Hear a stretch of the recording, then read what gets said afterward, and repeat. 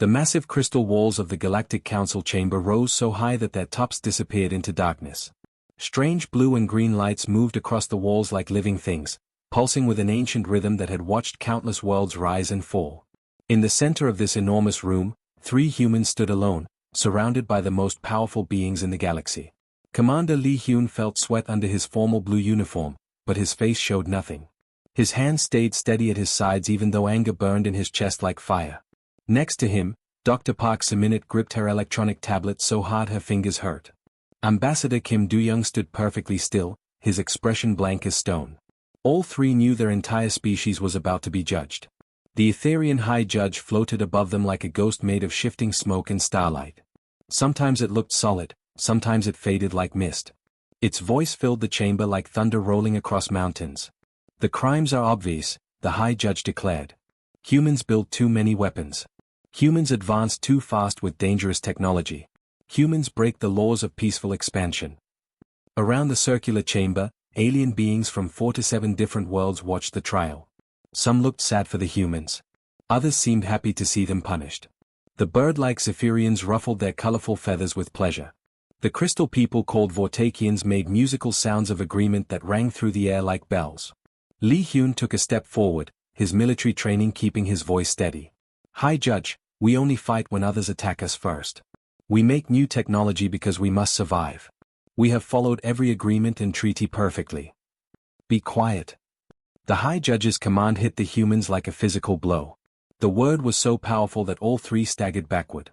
Lee Hyun felt his ears ring from the force of it. Dr. Park Se-minute could not stay silent any longer. Her scientific mind rebelled against the unfairness. You are afraid of us. That is what this is really about. In just 200 years, we have built technology that took your species thousands of years to create. Worried whispers spread through the alien delegates like ripples on water. The High Judge's misty form became solid for a moment, showing something that might have been disappointment on its strange face. Young human, you prove exactly why we must act, the High Judge said coldly. Your people are too proud, too dangerous. You think rapid change is good, but we know it brings chaos and destruction. Ambassador Kim Do-young finally spoke. His years of diplomatic training made his voice calm and reasonable. What you call pride, we call progress. What you call dangerous change, we call learning and growing. Humanity only wants the right to exist and build alongside our neighbors in space. But the High Judge was not interested in debate. Its form began to glow brighter, and the temperature in the chamber seemed to drop. The decision is made, the ancient being announced. Humanity is expelled from the Galactic Council. All human colonies lose their citizenship. You are banned from using our hyperspace routes. You must stay within your current territory of 53 star systems. You cannot expand beyond those borders. The chamber erupted in chaos. Some aliens cheered and made happy noises in their strange languages. Others remained silent, perhaps feeling uncomfortable with the harsh punishment. The 3 humans stood frozen as the terrible sentence sank into their minds. Furthermore, the High Judge continued over the noise, if any human ship crosses these boundaries, we will consider it an act of war against the entire galaxy. You have 30 days to remove all humans from Council space and stop all trade with our member worlds. Commander Lee Hyun's military discipline finally cracked. You are condemning our outer colonies to death by starvation. Without trade routes, they will have no food, no supplies. Then perhaps your species should have thought about consequences before acting so recklessly, the High Judge replied with ice-cold indifference. This judgment cannot be changed. Guards, remove the human delegation from our territory. Massive doors that seemed carved from single pieces of crystal began to close with a deep, resonant sound. The 3 humans found themselves pushed out of the chamber into a sterile white corridor that led to their transport ship. 50 billion people, Dr. Park Se-minute whispered, her voice breaking with emotion. How do we tell 50 billion human beings that they have been thrown out of galactic civilization? Ambassador Kim Do-young pulled at his formal collar, his diplomat's mask finally falling away. We tell them the truth. We tell them that from now on, we can only depend on ourselves. Commander Lee Hyun activated his secure communication device with steady fingers, though rage still burned in his heart. Earth Command, this is Lee Hyun. Begin Operation Exodus immediately. I repeat, Operation Exodus is now active. We are coming home.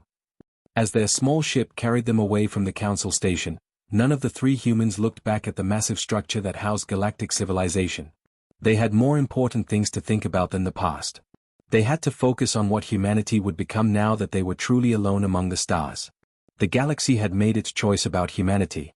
Now humanity would have to make its own choices about the galaxy. 5 years after the terrible judgment, the growing rooms of New Sol Colony buzzed with activity day and night. Chief Engineer Choi Minute-ho walked between rows of green plants that stretched from floor to ceiling. Sweat dripped from his face as he checked the machines that turned simple chemicals into food for 3 million people. Before the banishment, this place had grown fancy vegetables as treats for the colonists. Real food came from trade ships that traveled between the stars. Now these growing rooms meant the difference between life and death for everyone on New Sol Colony. The plants are growing 12% faster than last month, said technician Yang Ji-woo. Her hands moved quickly over glowing screens that showed how well each plant was doing. The new plant changes that Dr. Kang made are working even better than we hoped. Minute-ho smiled for the first time in weeks. When the Galactic Council cut off all trade with human colonies, most scientists predicted that people would start dying of hunger within 2 years. Instead, humans had done what they always did when facing impossible problems: they found new solutions. Every human colony had become a place of learning and invention. Every crisis forced people to think of better ways to survive. The fear of death had made humans more creative than they had ever been before. Sir, Yang Ji-woo said, looking at her communication device, there is an important message from Earth. Admiral Song wants to talk to all the department heads right now. In the colony's main command room, a holographic projector came to life. The tired face of Admiral Song Tae-hyun appeared in the air before them. Behind him, they could see Earth floating in space like a blue marble. But the space around Earth looked completely different now. Where smooth council-approved space stations once handled trade and diplomacy, huge construction machines now stretched across space like giant metal spider webs. Citizens of the outer colonies, Admiral Song began. His voice reached dozens of human settlements across many star systems at the same time. I bring you greetings from Earth and news about Project Renaissance. Project Renaissance. Even 5 years later, those words made Minute-ho's heart beat faster. It was humanity's desperate plan to become completely independent from galactic civilization in just 1 generation. Phase 1 is finished, the Admiral continued.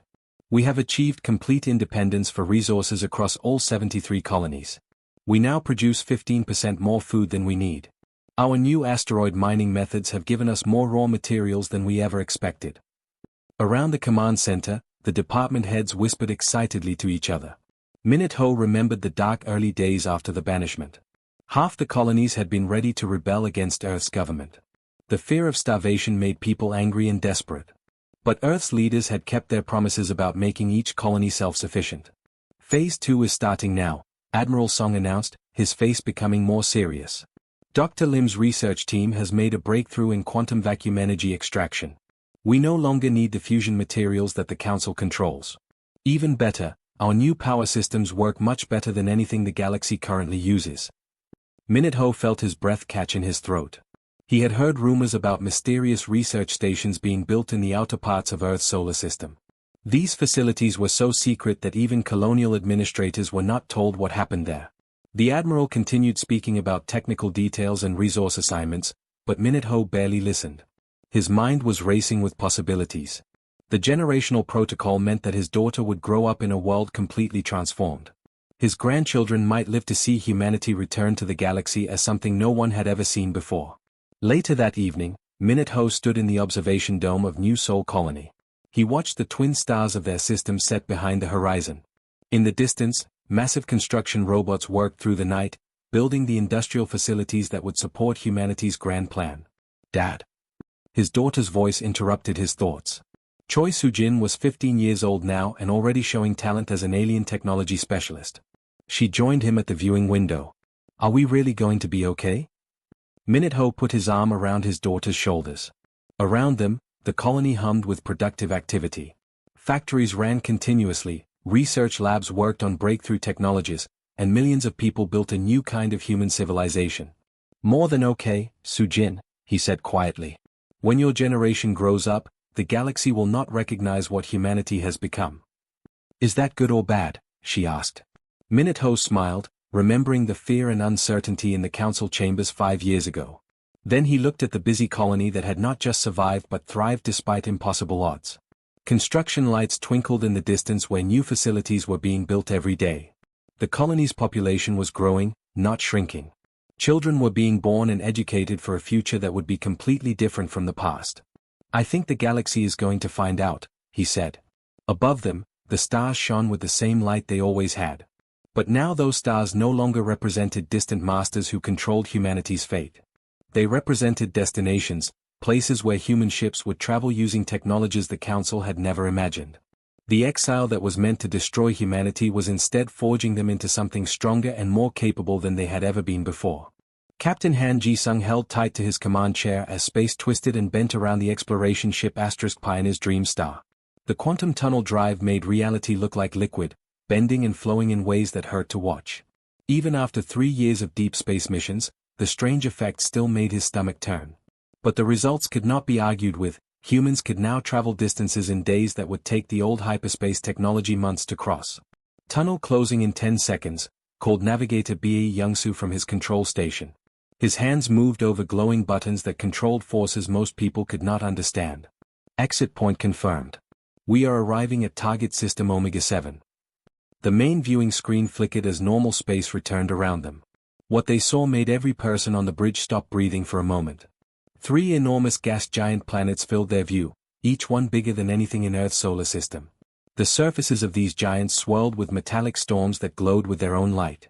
These storms produced more energy than most stars gave off naturally.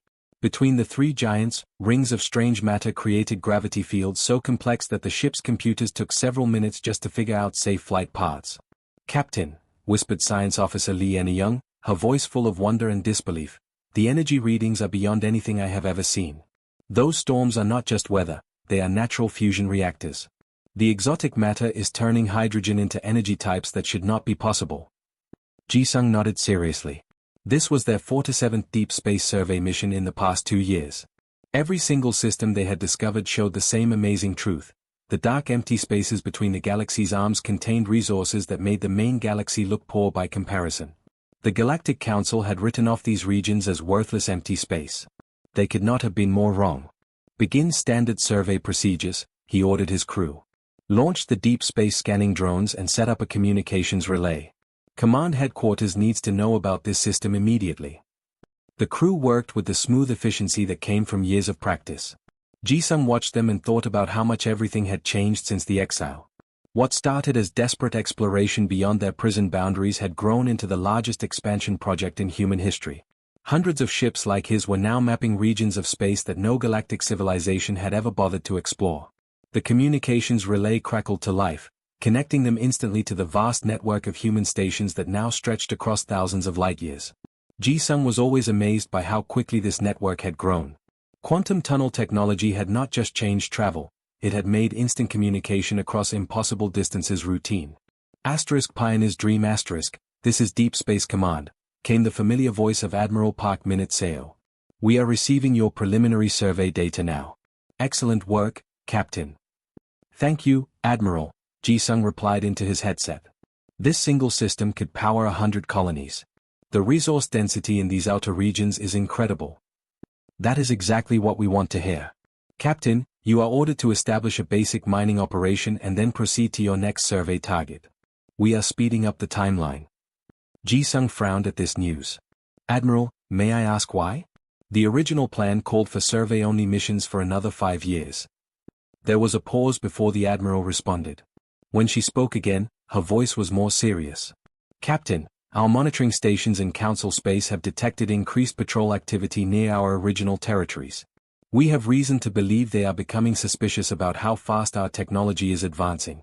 We need to be ready sooner than we planned." The bridge fell completely silent as everyone understood what this meant. For 30 years, humanity had been quietly building an empire in the spaces between stars. They had developed technologies that made them effectively invisible to Council detection methods. But apparently, they had not been as secret as they hoped. "Understood, Admiral," Ji-sung replied. "We will begin mining operations immediately." As the Pioneer's Dream moved into orbit around the first gas giant, automated mining platforms began deploying from the ship's cargo bays. These were not the crude extraction systems the Council used. Human mining technology had evolved to harvest exotic matter and exotic energy at the same time, creating a technological foundation that was decades ahead of anything in the main galaxy. "Captain," Li Young called out from her science station, "I am detecting quantum signatures that match human installations. There are at least 6 other mining operations within 50 light-years of our current position." Jisung smiled at this news. The galaxy thought humanity was trapped in 53 star systems, slowly dying in isolation. In reality, humans now controlled more territory than any civilization in galactic history. Most of it was completely invisible to Council detection methods. The mining platforms locked into position around the gas giant and immediately began their work. Energy readings spiked as they tapped into the planet's natural fusion storms. Within hours, they would be producing more power than entire Council worlds consumed. "Navigation, set course for the next survey target," Jisung ordered. "Let us go find another star system the Council does not think exists." As the Pioneer's Dream activated its quantum tunnel drive and disappeared into folded space, it left behind another piece of humanity's secret empire. An empire built in the darkness between stars, powered by resources the galaxy's rulers had ignored, and hidden by technologies they could not detect. The Council had banished humanity to teach them humility. Instead, they had given them the greatest gift possible, the freedom to become something entirely new. The morning of humanity's return started quietly in the Council chambers on Nexus Prime. Senator Kang Minute-Wu smoothed his formal diplomatic robes one last time before the massive doors opened. Behind those doors waited the same crystal chamber where humans had been banished 50 years ago. But today would be very different. The human fleet had appeared 3 days earlier without warning. They did not sneak through hyperspace routes or send diplomatic messages first. They simply appeared in Nexus Prime's outer space as if reality itself had delivered them. The sight shocked everyone in the galactic government. The ships were sleek and beautiful, seeming to bend light around their hulls. They were powered by energy sources that Council scientists could not understand. "The Human Confederation requests permission to speak to the Galactic Council," Senator Kang announced as he walked into the chamber. His voice carried easily through the enormous space even though he spoke calmly. The reaction was immediate chaos. Representatives from dozens of alien species erupted in angry sounds, chittering, musical discord, and electromagnetic protests. The Etherian High Judge, the same being who had banished humanity 50 years earlier, raised its hand for silence. It clearly did not want to give this permission. "This cannot be," the High Judge declared. Its misty form flickered between solid and gas more rapidly than usual, showing its agitation. Humanity was locked in their quarantine zone. "Your presence here breaks the terms of your exile." Kang Minute-Wu smiled politely, showing no fear or anger. "With respect, High Judge, humanity never agreed to those terms. You told us we were confined, but we never said yes to confinement. We have spent the last 50 years expanding our understanding of the universe." As if controlled by his words, the chamber's holographic displays suddenly came to life. They showed real-time images from across the galaxy. Council species gasped in shock as they saw human installations on worlds they had never heard of. Mining operations worked in star systems they had never explored. Massive construction projects filled regions of space they had written off as worthless empty areas. Admiral Yoon Sora's image appeared on the central display. She was broadcasting from the flagship New Horizon in Nexus Prime's outer system. "Honorable representatives of the Galactic Council," she began with calm authority, "humanity returns not as beggars asking for help, but as equals. We have claimed no inhabited worlds. We have violated no territorial boundaries. We have harmed no sentient beings. We have simply built our civilization in the spaces you chose to ignore." The Zephyrian representative's colorful feathers bristled with anger and confusion. "This is an outrage. Your quarantine was absolute. How did you get past our hyperspace monitoring networks?" "We developed our own transportation methods," Kang replied simply. "When you cut us off from galactic trade, you also cut us off from depending on galactic technology. We had to create new solutions." The chamber's displays shifted to show technical information that made several Council scientists step backward in shock. Quantum tunnel drives, exotic matter reactors, gravitational field manipulators, technologies that were centuries ahead of anything the Council possessed. Furthermore, Admiral Yoon continued from the flagship, "We are prepared to offer membership in the Human Confederation to any species that finds Council oversight too restrictive." The effect was immediate and dramatic. Representatives from younger civilizations leaned forward with obvious interest, while the older Council species pulled back in horror. The idea that anyone would challenge the Council's authority in their own chambers was unthinkable. The Etherian High Judge's form solidified into something that looked like pure rage. You dare attempt to undermine the Council's authority in our own meeting place. Kang Minitwu's expression remained pleasantly neutral, like a diplomat discussing the weather.